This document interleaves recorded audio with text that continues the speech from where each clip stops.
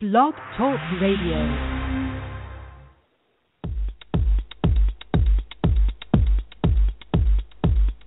Raw living is a state of mind, a way of being in alignment with your body. Raw living means you put yourself and your body first. Your host, Geeta Sidhu Rob, is the founder of Nosh Detox, located in the UK. They offer innovative raw food smoothies sold across Europe. You experience it in your skin, your body, and your mind. And now it's time for Living Raw Radio.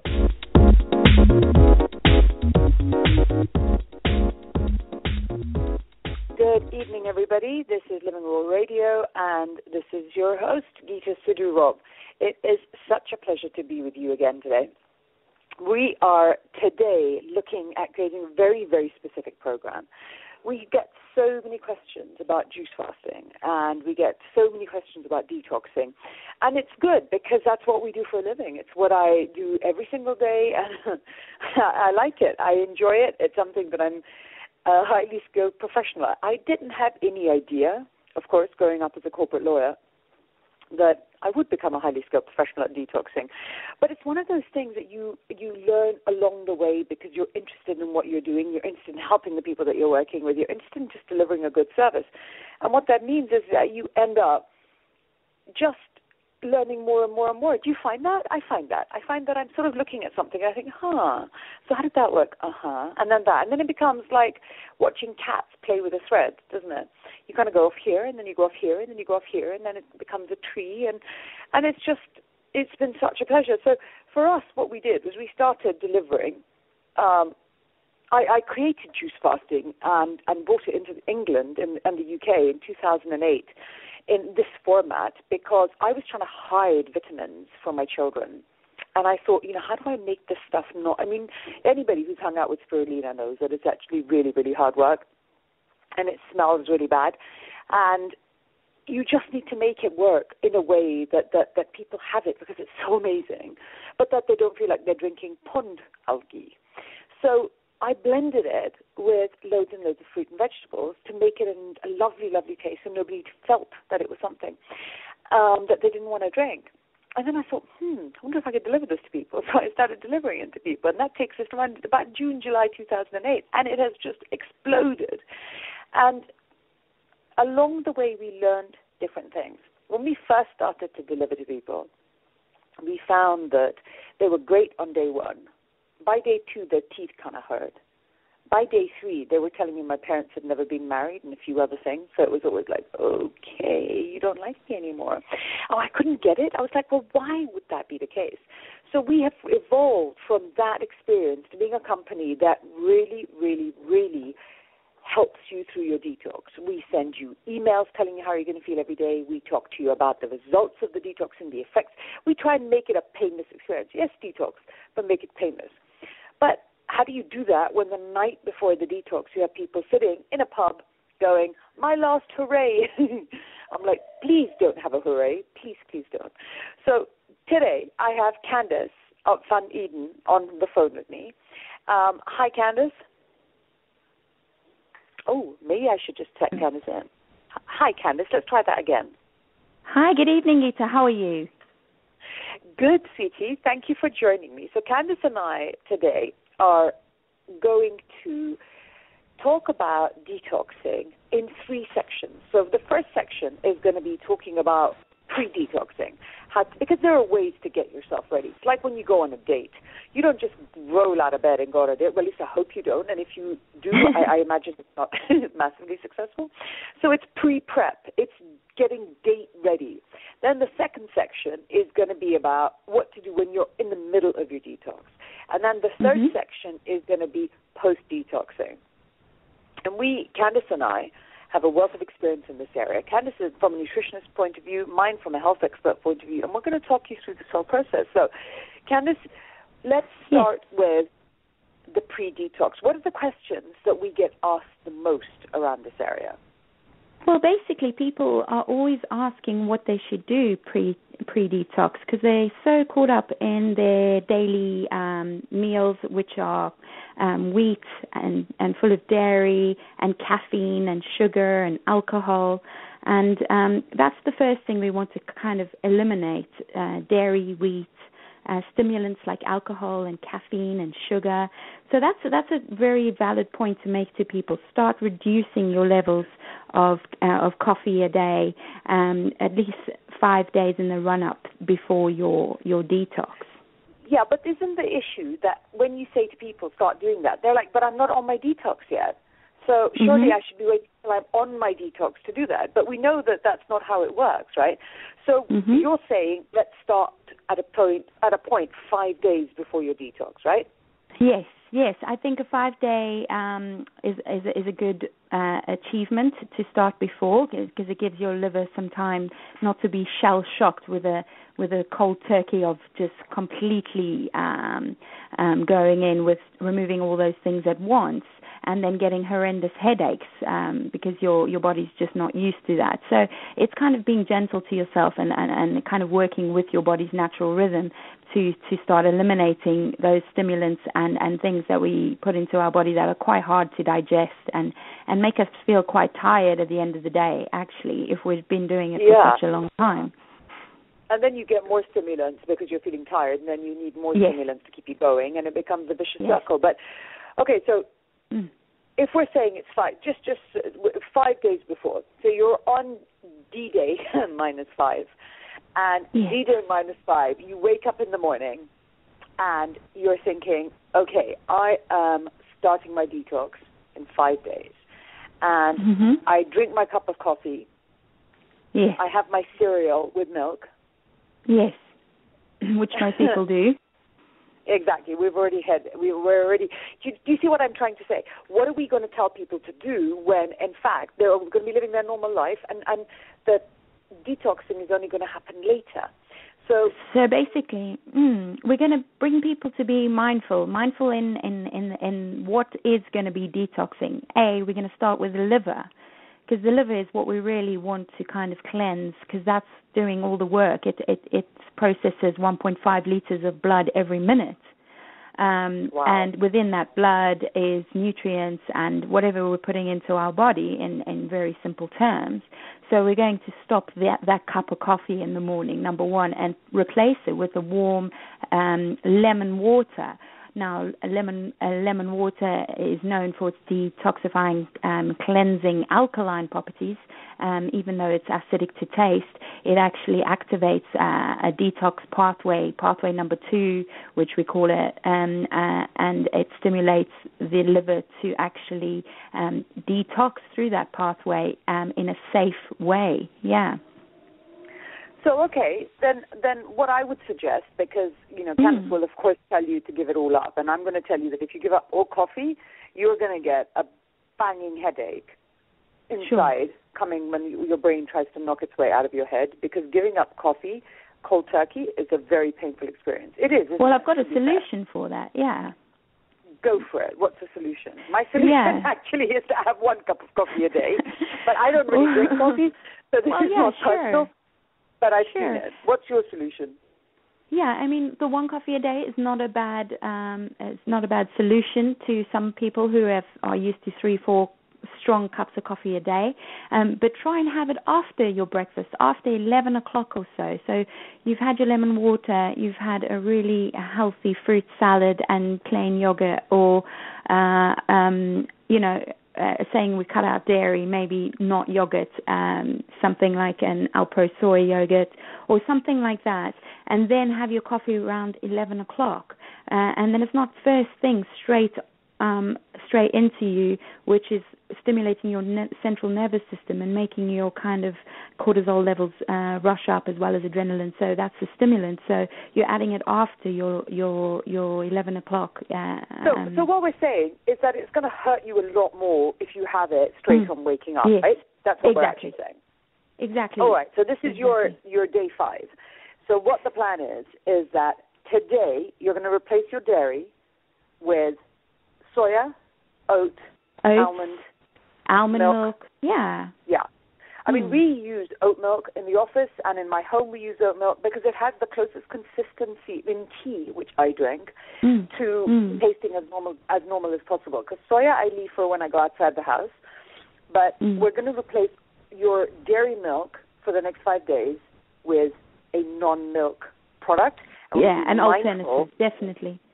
Yes. Yeah, and we're going to be mindful of how much tea or coffee that we drink today, because we're going to try and limit Exactly. So just as a guideline, coffee contains about 100 milligrams of caffeine, and tea about 50 to 80, which is still quite high, depending on what tea, how strong your tea is. But a green tea contains about 50 milligrams of caffeine. So a green tea later in the afternoon will help you through that process as well. You'll just be getting half the amount of caffeine. It will still help you with weaning yourself off that caffeine that you're used to stimulating yourself with every day. Fabulous. So now day 4, because you're about to hit your detox. Day 5, you've cut out all your milk. Day 4, you are now down your coffee. You've taken your milk out of your system. What are we going to change on day 4? Let's change one thing every day. What will we change on day 4? I would start with increasing the amount of fiber-rich foods. What does that mean? Because to me, that means that I eat more fruit. And nutrient-dense foods. So we'd go for more snacks, whole pieces of fruits, more nuts and seeds. So perhaps the snacks element. What are you going to change about the way you snack? What do you usually snack on? Is it a chocolate bar? Is it a biscuit? What can you replace around that?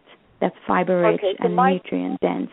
My solution with that would be that we actually don't eat enough fruit, and what we do is we don't. I had built fruit into my day. So when you snack, because you're craving something sweet, usually you're craving a stimulant, what I've done is I get people to eat the fruit before they have their meal, whatever the meal is. So in the morning, in terms of your breakfast, have the fruit before. Don't eat fruit with anything, because if you eat fruit with food, it becomes an acidic mass in your system, and it's very, very hard to digest, because fruit's digested very quickly, and food... it'll ferment otherwise. It will ferment, and you will feel crap. You will end up with a bloated stomach. So eat your fruit. Every meal that you have, try and eat your fruit and give it 10 minutes before you move on to your actual food.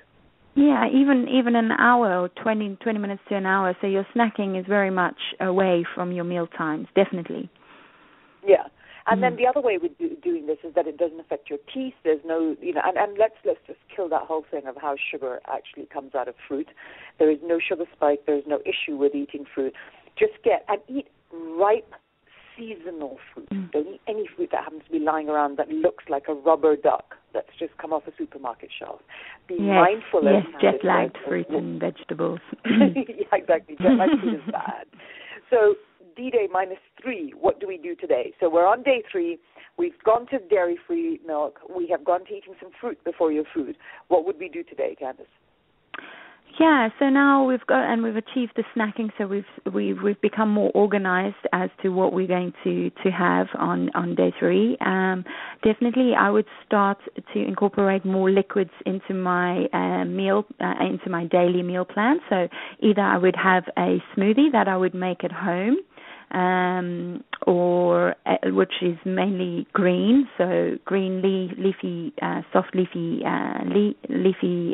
salad leaves like rockets, watercress, spinach, avocado, a little bit of fruit, blend it up, have a nice thick smoothie, so not in a juicer but in an actual blender, and that's fiber rich, so you could have one of those a day, or in the evening you could have a soup that you make at home that's fiber rich, so either with beans or lentils or root vegetables that you blend up, so therefore you're starting to give your liver a real rest at one of your meal times, if that makes sense. Yes, so when you replace, and we're really big on this at Nosh actually, when you replace one meal a day or make the large part of that meal a liquid, what's happening is you're making all the nutrients immediately bioavailable to your system. So it's a really great idea, Candice. And and also just easy for the body to assimilate, Very, very easy, and it all just rocks straight in. You don't have to work to digest it, which means that the other stuff your body is doing, it can get on with doing, and you've kind of got out of the way of it. So take one of your meals and make it a liquid meal, i.e., smoothie in the morning. And when Hannah says greens, I will take banana, mango, and a handful of spinach. I will take pineapple and rocket, which is weirdly enough a fantastic mix. So as a rule, just stick to a low GI fruit. It could be pineapple, berries. You could buy frozen berries if that's something that you want to incorporate as a low GI fruit. So if you want to be mindful of sugary fruits, don't use grapes, for instance. And also, when you freeze fruit, it's a really good thing to do with ripe fruit. My girlfriend put bananas in the freezer with the skin on. Peel the bananas, put them in a plastic bag, and then put them in the freezer. Yeah. Well, actually, I never do. I just take the full bananas and I put them in, because sometimes what I do is I will take the frozen banana and blend it with berries, and I have banana ice cream for breakfast. Yeah, that's lovely. It makes like a sorbet, doesn't it? Once you blend it up. Amazing. Yeah. Wonderful. It's dairy, vegan, nut, and everything-free ice cream. Day 2. What are we doing on day 2? We have given up milk. Day 2. We have given up milk. What do we do on day 4? We have. We've got one liquid meal. We're eating more food, so we have more fiber. So you're generally overall just gotten to a much, much healthier diet. And we have now day 2 and day 1. What are we going to do for those 2 days? Right, so we're going to look at our protein source now. What are we getting protein-wise? Are we still having chicken every day, Can we possibly try a different type of fish as a meal, We could... and did you know that dark green vegetables have enormous amount of protein in them? Yes, and leaves? Yes, that is true as well.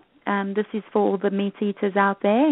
They get into a rut with so many clients I've seen. They would eat chicken every day or every second day, or they would just get stuck on one source of protein. So where can you start looking at your protein source? And this will help you for your post-detox as well, understanding where else you can get your protein from.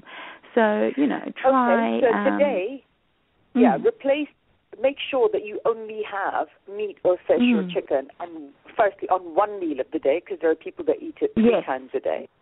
That's a good guideline, yes. 2, you also have to look for alternative sources. The peas are 60% protein, by the way. So, exactly. Look for an alternative source of protein. There's all these vegan bodybuilders. Let me tell you, I promise you they're getting protein from somewhere. So look exactly. it up. Lentils are packed with protein, and brown rice. Yeah. And when you blend the 2 different grains or pulse or legumes, sometimes their amino acids depends on what you're mixing together. So, like for instance, I like brown rice with lentils. They have different amounts of amino acids, so together they add up to build proteins, which are a broader spectrum than sourced alone, if that makes sense. Yeah.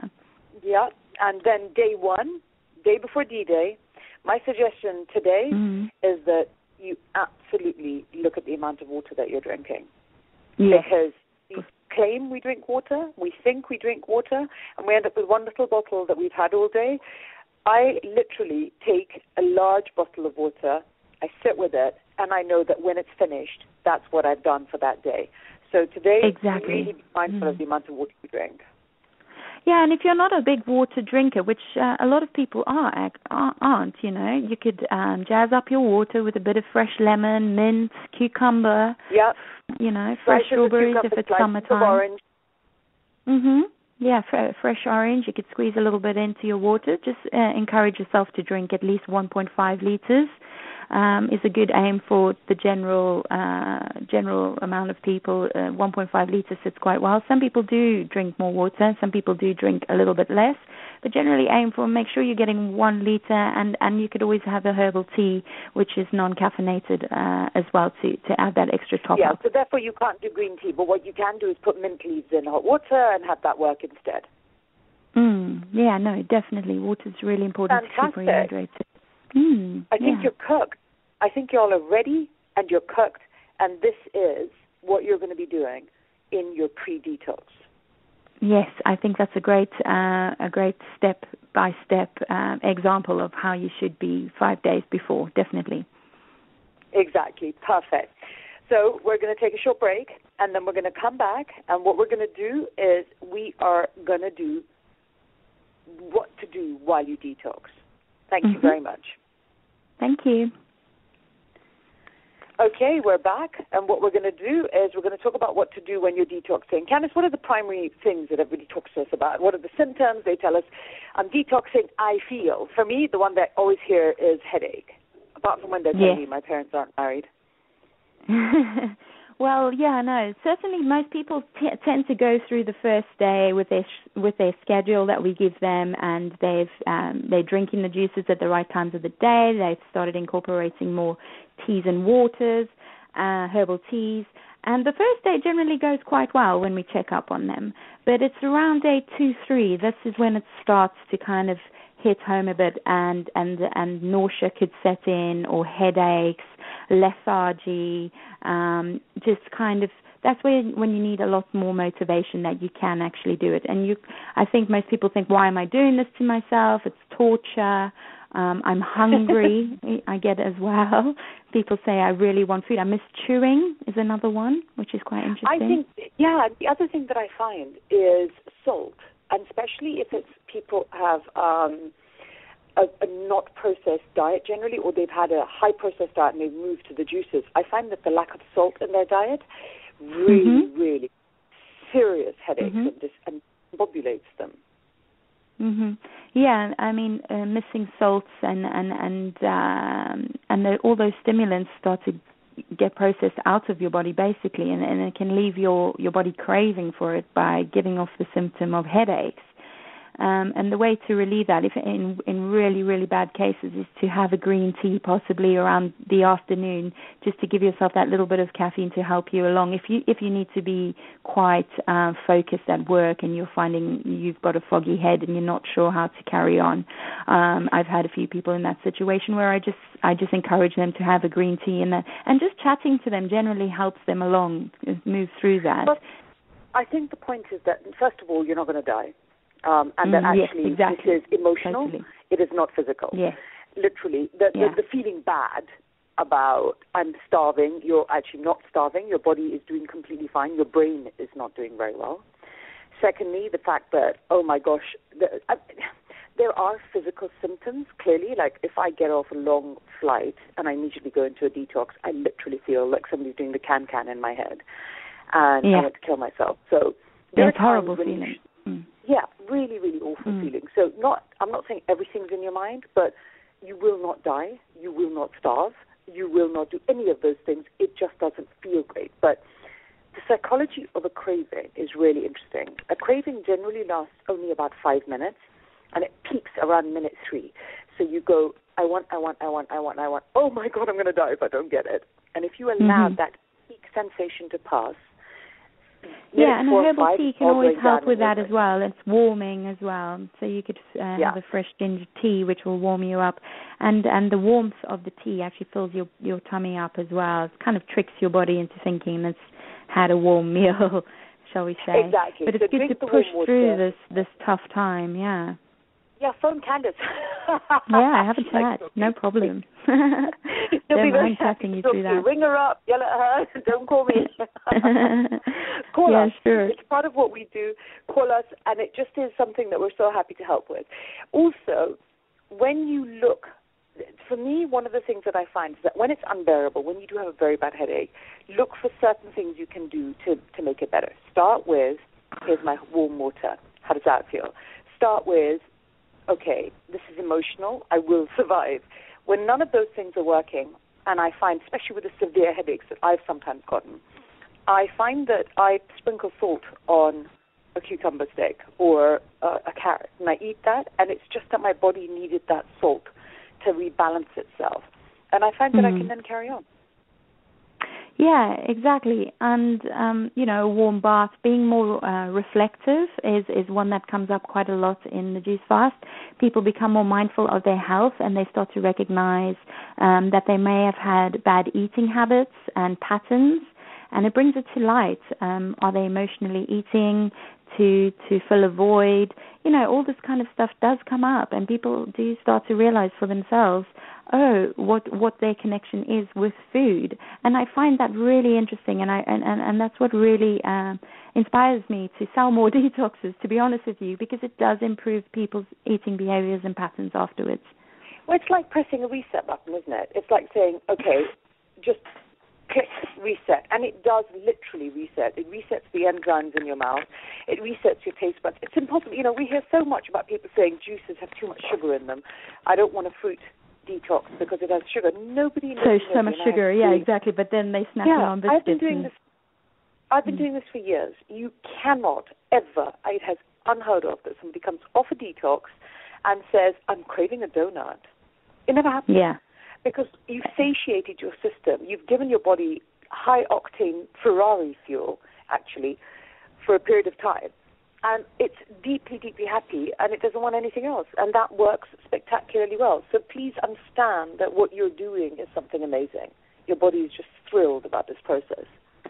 Yeah, you're just giving yourself a break and from the usual routine, and you're making new, different connection with food and giving yourself exposure to loads of phytonutrients which are present in fruits and vegetables, and your body can absorb it in a good way. So you're bringing up your nutrient status, and that's why when you come out, you're not craving those empty calories anymore. Yeah, exactly. It's not something that you want. It's not something that you need, and it's just working really, really well. One of the other questions that we get when people are detoxing, they're always saying, "Can I eat anything?" And yes, yeah, definitely. No. Some people really miss the action of chewing. Yeah, and it's a funny one, but it comes up from time to time, and they just hit a wall and they cannot drink another juice until they've eaten something, and then I advise them to have a stick of celery. I know it doesn't sound terribly exciting, or a quarter piece of cucumber, which works really well, and just tell them to chew it really well, really slowly, and it generally gets them through that. It does, and also because that is part of the emotional thing. Usually we use food to suppress emotions. We use food to suppress things that we don't want to think about. And when you're detoxing, the point of a lot of this stuff is that you have emotions that are coming up, and it's the time to deal with it. It's what you're doing. You're trying to heal yourself, and you have a mind-body connection. You will never notice it as much as when you go through a detox. I think it's one of those reasons people get pregnant so often after juice fasts. It's one of those weird things. It always happens, doesn't it? Yeah.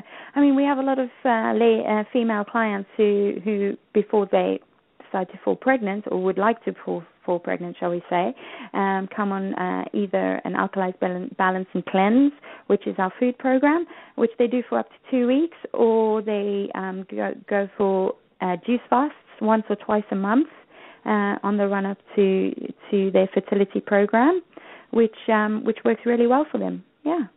Well, if you clean the body, it's better at doing what it wants to do, and it's better it's more efficient. You send cars for MOT. You send cars to get prepared. You make sure your vehicle runs well. Why would you not make sure your body runs well?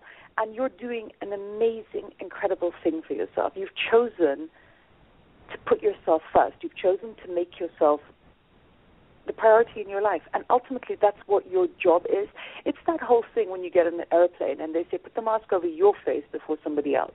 If you aren't operating at peak and optimum efficiency, you're not showing up at your best for the rest of your life. You really aren't. So this is something that's amazing. It's fantastic. And failure is not part of this. If you do 1 day, if you do 2 days, I don't care. We don't care. Just something. Anything regularly is all that you need. So this is an artificial construct that you should do 3 days or 5 days or 10 days.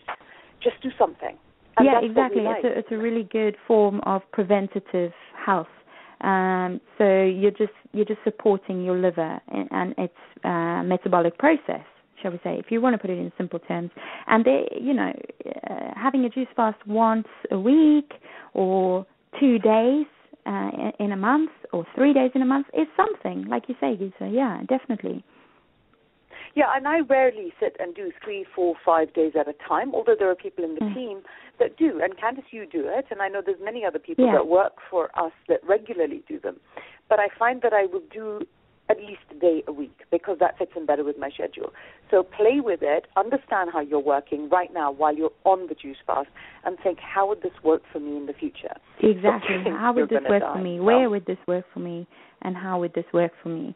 A lot of people also don't realize how strict their workout regimes are. So they're quite highly driven people, and they work hard, they exercise hard. So we recommend not to do any exercise on the 3 to 6 day juice fast, purely because you're giving your body a reduced amount of calories, and so the metabolism slows down. So it's also good for people who are a little bit too extreme with their sports activities, or their with their running or their gym, and it helps them to rebalance that side of things as well. Yeah, that's fantastic. And really, I think that ultimately this is the process where, although it's all the physical stuff that you're doing, this is the emotional reaction within the juice fasting. And that's what we need to look at in this stage. I hope we've answered your questions. If we haven't, you can always get in touch with us at info@noshdetox.com. But we've tried to answer a lot of the emotional issues that people have around juice fasting. And that will be basically what we're covering in this segment. And thank you for joining us for this, and there will be another segment which will talk about what to do after you've finished detoxing. Okay, thanks. So we'll take a little break, and we'll be back shortly. So welcome back, and we're going to be talking to you today about what to do after you've done a detox. You've just done the most amazing, wonderful, life-altering thing for yourself. You've chosen to do a detox. You've chosen to clean yourself up. You've chosen to put yourself first, and